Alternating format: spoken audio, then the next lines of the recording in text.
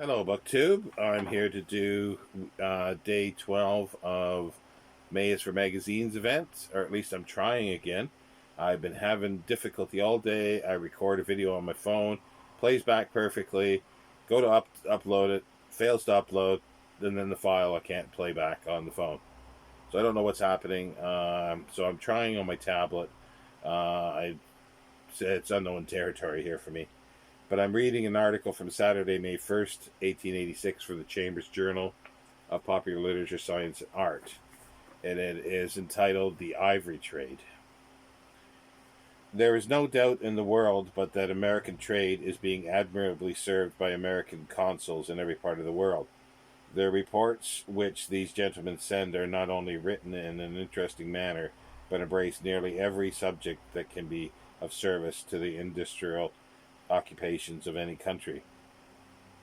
Among recent reports is one by Mr. Consul Webster on ivory, so far as it relates to the Sheffield cutlery trade, and as his report embraces nearly every matter connected with the trade, though some of his figures are not very new, the facts cannot fail to be of interest to this country also.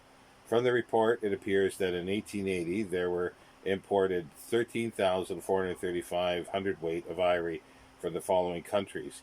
British East Indies sent us 2,972 hundredweight, West Coast of Africa 2,110 hundredweight, Egypt 2,003 hundredweight, British possessions in South Africa 1,114 hundredweight, the native states East Coast of Africa 1,099 hundredweight, Aden 693 hundredweight, France 612 hundredweight, Holland 431 hundredweight, Malta 411 hundredweight, Portuguese possessions West Africa 361 hundredweight, British possessions West Africa 162 hundredweight, and all other countries 1,267 hundredweight.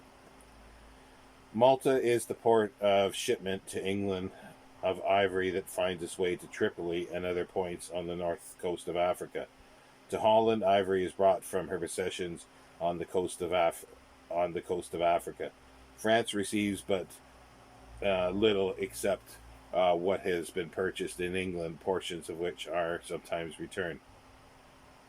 The Bombay, Siam, and Zanzibar ivory is bought for the making of piano keys, carvings, and other expensive articles of luxury. All ivory from the east coast of Africa, except the Cape, comes through Zanzibar and pays a royalty to the Sultan. This is known to the trade by a mark, a rude figure of an elephant, that is put upon it after the payment of this royalty. Mr. Webster calls attention to the fact that this mark is often erased from tusks that are to be sent to the United States from the English sales, and suggests that this is done to prevent identification and evade the extra duty chargeable on all goods, the produce of countries east of the Cape of Good Hope, when imported from places west of the Cape of Good Hope. It will be news to most of us in this country that the United States thus tries to prohibit, where possible, the purchase of raw materials from the European markets. Mammoth tusks of ivory occasionally come to this country from Siberia, but as these have been lying exposed for centuries, and probably for many thousands of years, and often buried in ice, the nature has gone out of them, and they are not fit for the cutter's use. The teeth of the walrus and hippopotamus are used in considerable quantity, and being of substantial size, are used whole for making expensive carved handles. Ivory of the best quality comes from the west coast of Africa, under the names of Cameroon, Angola, and Gabon. Ivory. This is brought down from the interior and retains a larger portion of the fat or gelatin, from the fact probably that it is more recently from the animal. In this state it is called green ivory. It is more translucent and not so white as the Egyptian and other kinds called white ivory, that have been lying longer in time and in a more sandy region and exposed to the heat of the sun until the animal matter has disappeared. The excellence of the green ivory consists in its greater toughness and in the growing whiter by age instead of yellow, as is the case with the whiter varieties.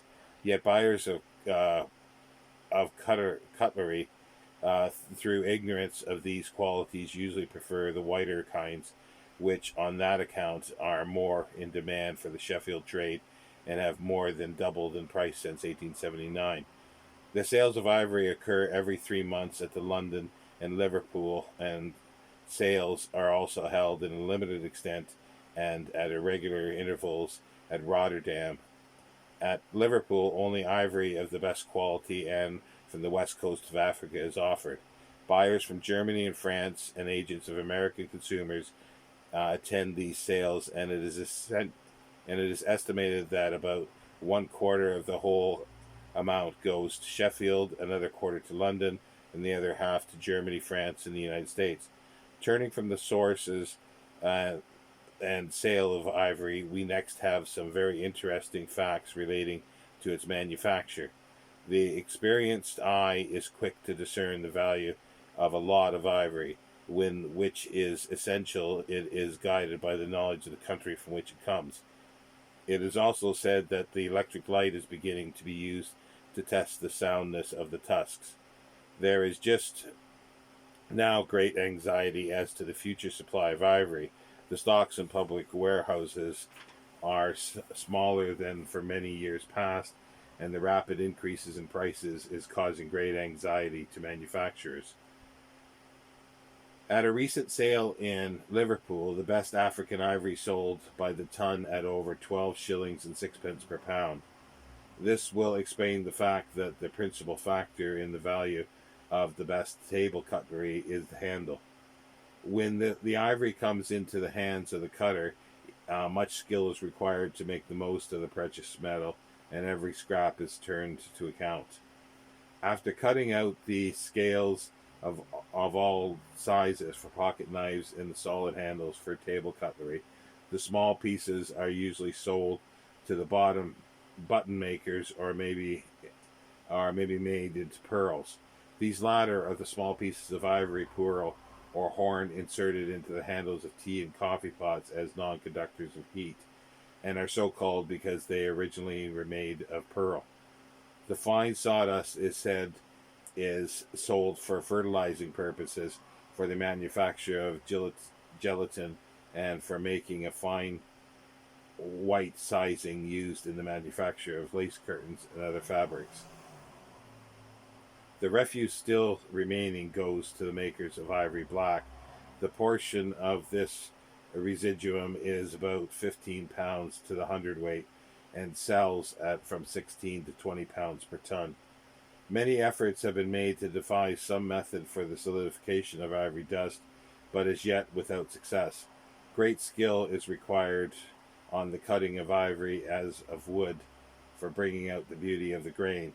The saw of the cutter occasionally reveals a rifle ball that has been lodged in the tusk and that has been completely covered by the subsequent growth. About 1/3 of the length of the tusk, where it enters the head of the elephant, is hollow. This hollow, when the tusk is in place upon the live animal, is filled with a soft pulp or core, which supplies the growth of the tusk. A ball lodged in this core will in time be embedded in the solid ivory. The hollow portion is cut off and sold separately, except the thinnest portion as bangle ivory, and is a great demand for bangles or ornamental rings for the ankles and arms of Indian and African women. That portion of the tusk towards the point is usually more solid and of finer grain. This is cut off and sold by itself at higher prices under the name of billiard ball points. Small teeth of from 10 to 15 pounds weight are called in the trade scrivellies.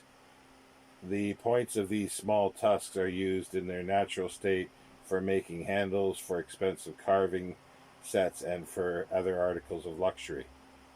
The large portion of very small tusks, which are now brought to market annually, is a sure indication of the increasing number of elephants that die young. To show to what size these tusks can attain, the American consul states that there there was in Sheffield storerooms an African elephant's tusk 9 feet long, 21 inches in girth, and weighing 160 pounds. The value of the tusk was 130 pounds, and it was said that an animal large enough to and strong enough to carry such a pair would attract more attention than Jumbo did. In the 9 years since, which ended in 1881, there were 5,286 tons of ivory imported into Great Britain. And as the number of tusks is known, the average weight of pairs of tusks can be ascertained. And it is a little under 40 pounds per pair. At this rate, these imports represent 296,016 pairs, and consequently the number of elephants that have either died long ago or have been recently slaughtered. To supply the demand for luxury in 9 years alone. At this rate of destruction, says Mr. Webster, it will be seen how rapidly this noble animal must disappear, and how surely ivory will become a thing of the past. There are doubtless large quantities of ivory still remaining in the interior of the African continent, but with the rapid advance of civilized man and the temptation of increasing high prices, there will soon be these will soon be discovered and exhausted. So, this is in 1886. Ivory trade was common then, and as I've always thought, things of the past do not always sit with the sensibilities of today, and as sensibilities of today will not sit well with the sensibilities of tomorrow. But I find it interesting how there's some wording in this. Until right at the end, they refrained from saying that the animals have died or they're slaughtered. It was called, the manufacture of ivory, slaughter of the elephants, and that many young had died. Well, many young were killed. But if you choose to use those other words, you use those words for a reason, and it's even because of that, it may have been unpalatable to say that these animals were slaughtered for the ivory. A lot of people may not have known that the animal had to die for the cutlery and the silverware that they were using to eat with. And if they did know that, they may have changed their mind. So, but it was at the end that he did the council did say that the slaughter will destroy this magnificent animal, and that there is other sources of ivory, meaning elephants, in the interior of Africa, but civilized man will eke it out because of the high prices and destroy it. So there ends day 12 of May is for Magazine Week, and I hope this uploads. Take care, Buck2.